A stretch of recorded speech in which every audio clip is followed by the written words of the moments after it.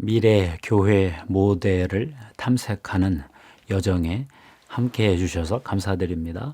저는 송인설 교수입니다. 오늘은 5번째 시간으로 김양재 목사의 우리들 교회 교회론을 살펴보겠습니다.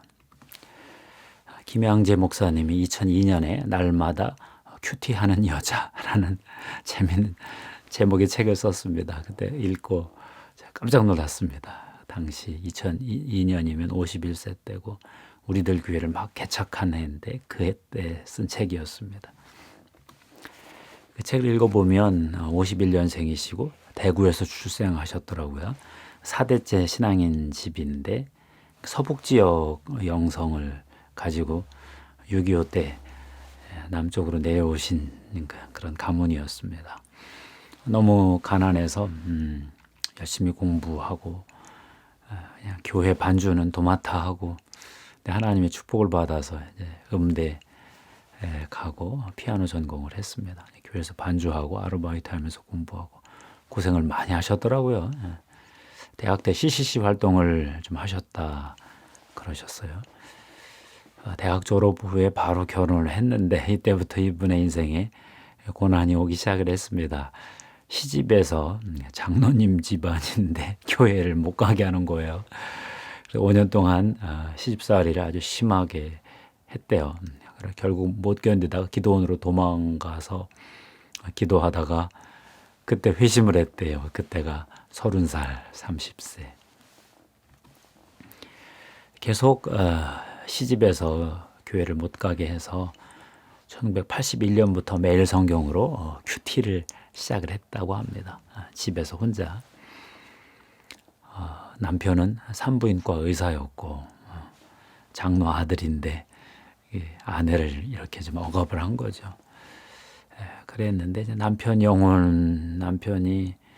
교회를 안 다니니까 남편 영혼을 구원하기 위해서 목숨을 걸고 기도를 했는데 딱 남편이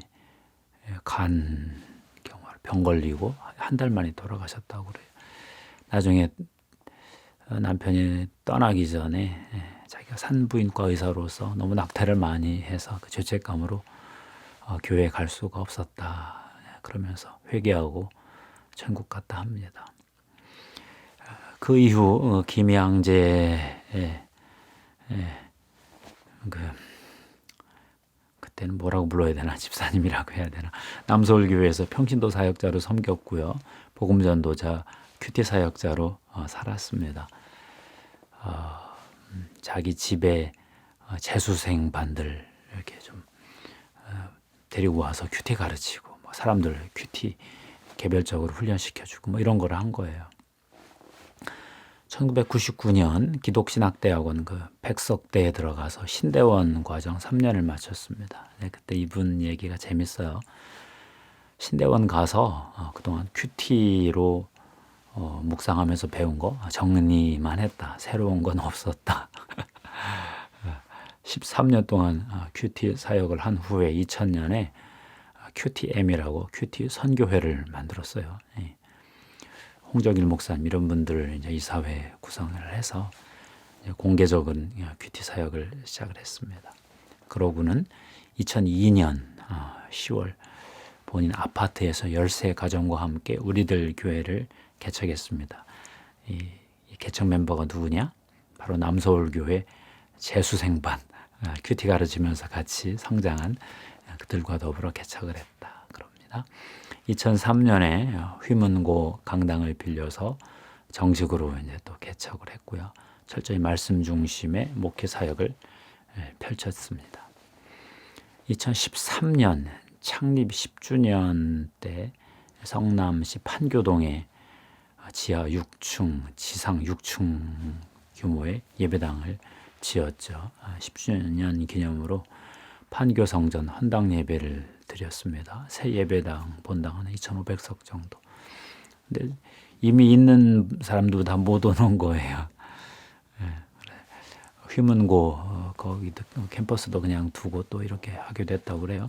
판교동 예배당을 위해서 적지 않은 돈이 들어갔지만 빚 한 푼 없이 건축을 하고 바로 헌당 예배를 드렸다고 합니다.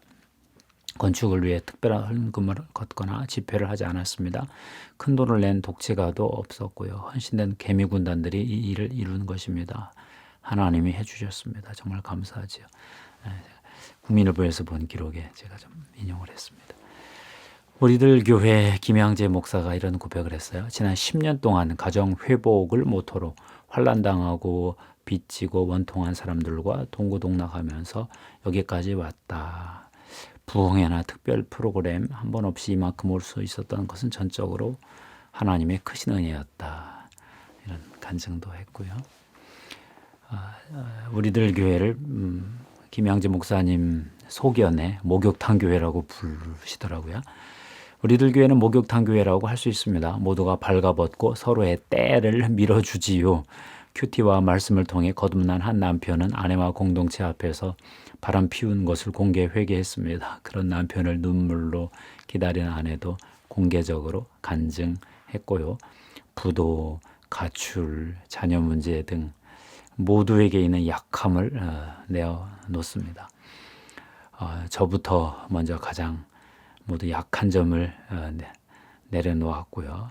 우리들 교회는 고백의 공동체가 됐고 가정을 회복하기 위해 고민한 수많은 사람들이 교회를 찾아왔습니다. 익명성이 강한 현대 교회의 약점을 정반대로 극복했다고 할 수 있지요. 상당히 인상적이었습니다. 가정 회복을 모토로 했다는 거죠. 철저한 가정 중심 교회인 우리들 교회에는 강남 주민들보다 강북 등 타 지역 사람들이 더 많다고 해요. 김 목사님은 목회를 위한 목회가 아니라 말씀으로 사람을 살리는 데만 집중하다 보니 자연스레 가정 중심의 본질 목회를 하게 됐다. 이렇게 말했습니다. 저도 개인적으로 우리들 교회를 한 10달 정도 다닌 경험이 있습니다. 2009년이었는데요. 그러면서 우리들 교회 정말 대단하다. 예배 드리다 보면 눈물이 그냥 막 흘러내리죠. 그리고 우리들 교회 안에서 변화된 사람들, 그 내부자들로부터도 참 많은 이야기를 들었습니다. 그래서 저에게 한국에 이런 교회가 있다니, 여성 목회자로서 그 10,000명이라는 거대 대형 교회가 됐는데요. 이제 지금부터 김양재 목사님 교회론을 좀 보도록 하겠습니다. 김양재 목사님의 그 목회는 그 3가지 요소라고 그래요. 첫째가 말씀 묵상, 두 번째가 말씀 적용, 세 번째가 나눔과 고백. 3가지가 전부래요. 이걸 가지고 목회를 했다는 것입니다. 말씀 묵상부터 하면 초신자는 새신자 교육을 통해서 말씀 묵상의 중요성, 방법을 배우는데요. 사주 기초 양육반에서 또 말씀 묵상 배우고요. 어떻게 하나. 매주 7시 30분에 드리는 수요 큐티 예배 수요일 7시 30분에 드리는데 전 교인이 일주일 동안 나누었던 큐티 내용을 바탕으로 강의식 설교가 이루어집니다. 금요 목장 예배에서도 말씀 묵상이 중요한 역할을 하고요. 모든 게 말씀 묵상으로 교회가 돌아갑니다. 그다음 묵상한 말씀을 삶에 적용하고요. 적용한 것을 순종한 거죠. 그걸 이제 고백하며 나누는 거죠. 죄는 고백하고 순종하는 걸 나누고.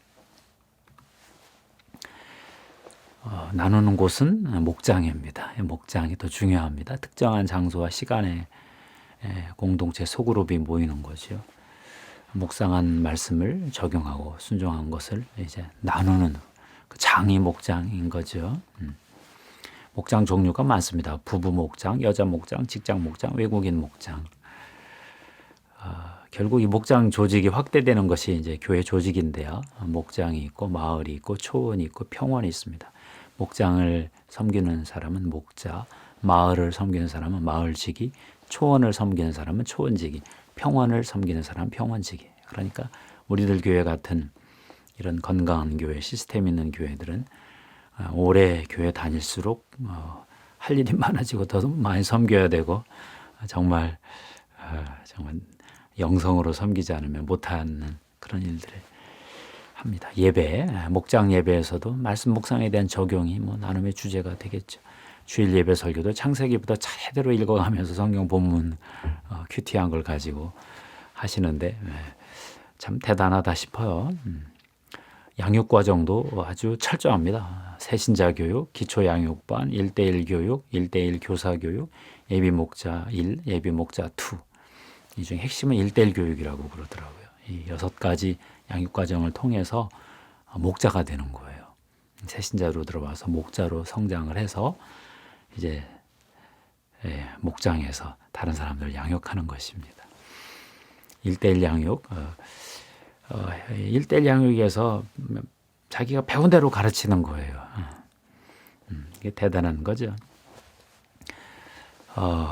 예비 목자, 부목자, 이 사람들을 잘 훈련시키면 이들이 이제 목자가 되고, 목자가 있으면 이제 목장 하나가 되기 때문에 예비 목자, 부목자 교육이 이게 대단하다고 그래요. 잘 듣고 잘 기록해서 목자가 하는 걸 배우는 거죠. 부목자, 예비 목자들은 다른 사람들의 이야기를 경청하는데 온 훈련을 다 기울이고요. 어떻게 적용하나, 어떻게 말씀 처방을 하나 이런 것들을 보면서 자기도 목자로 성장해 간다고 합니다. 처방이 재미있는데요. 신학적으로 보면 자기 부인이에요.